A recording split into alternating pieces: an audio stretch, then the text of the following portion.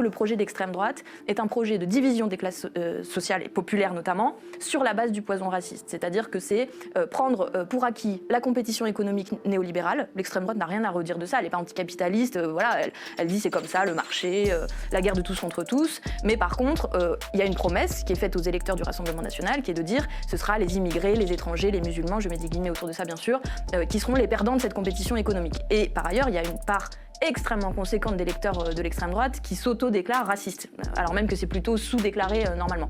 Donc dire que en réalité, les deux sont indissociables, la lutte contre toutes les formes de racisme et la lutte contre l'extrême droite. Donc c'est pour ça que quand on cible l'extrême droite, par exemple quand on s'attache à montrer que c'est une arnaque économique, qu'elle défend mieux que la Macronie encore les intérêts des super riches, on l'a vu pendant tout l'examen budgétaire à l'Assemblée, quand on essaye de montrer qu'il y a un continuum aussi d'extrême droitisation entre les propos racistes tenus par le gouvernement et une potentielle victoire de l'extrême droite au bout, en fait la Macronie déroule le tapis rouge aux idées réactionnaires racistes d'extrême droite. Quand on fait tout ça, on fait de l'antiracisme politique.